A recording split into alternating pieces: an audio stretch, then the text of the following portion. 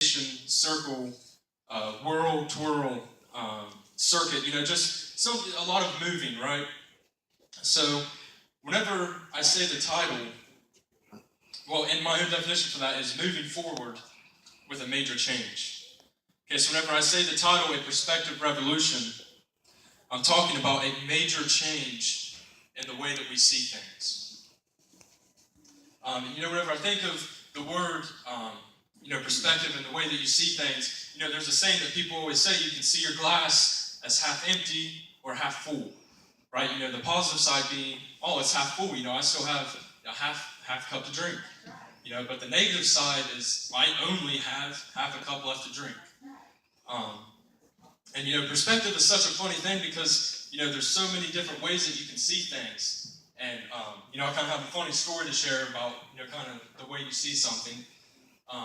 Me and Grace went to Burger King last week, right?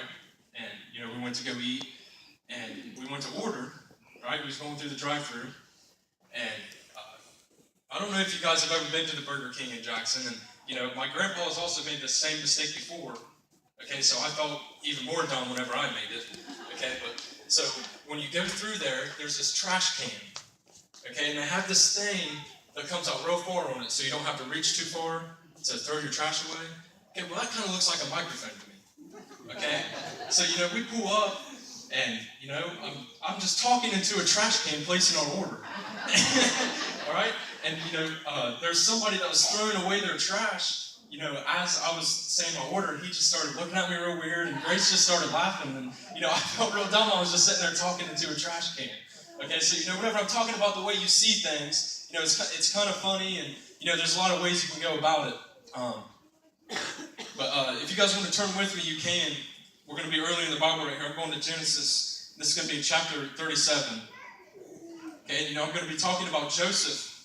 And I'm going to start out with verse 3. But before I get started, whenever we talk about Joseph, I want you to kind of get an understanding of it. Is that Joseph had a lot of brothers, right? And, I'm just going to let the scripture explain because it's going to explain better than I can.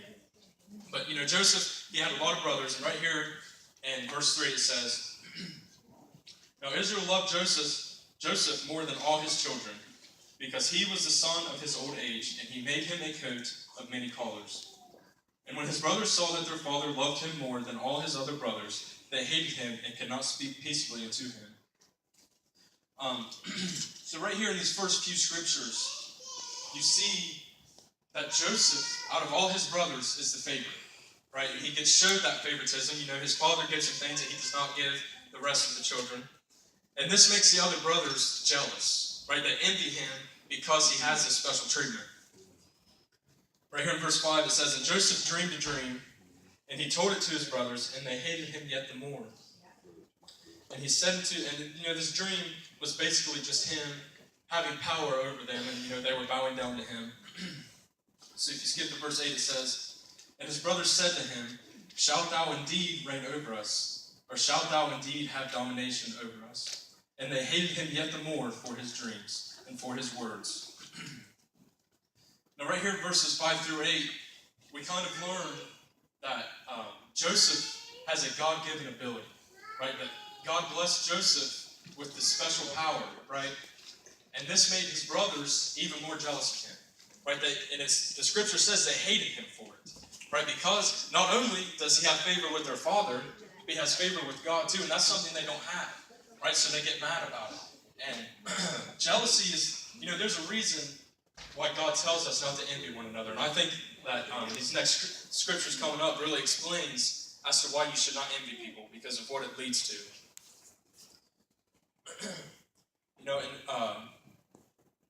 I'm going to skip up to verse 14.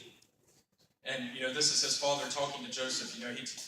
His father told the other brothers to go and, check on the flock. I don't know whether they were feeding them or just watching over them or what they were doing. But all the brothers were gone watching over the flock. And his father's talking to Joseph right here in verse 14. And he says, Go, I pray thee see whether it be well with thy brothers and well with thy flocks, and bring me word again. So, right here in the scripture, he's sending him to go and find his brothers and, to kind of check up on what they're doing and to come back to tell him what's going on.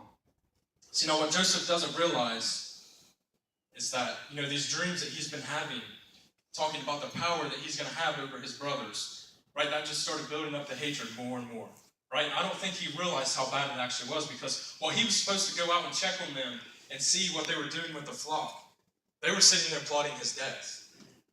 They were so jealous of Joseph that they wanted to kill him.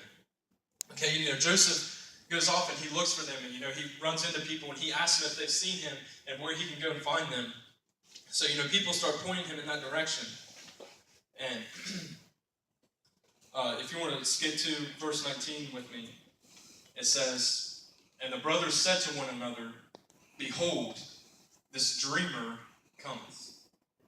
Okay, I feel like this is a verse in the story that people kind of skip over a lot and don't really pay attention to. So I want you to look at verse 19 again. Again, this is the brothers talking to one another because they can see Joseph coming. And they said, "Behold, this dreamer cometh." Okay, now as they see him coming, they're plotting his death, right? There's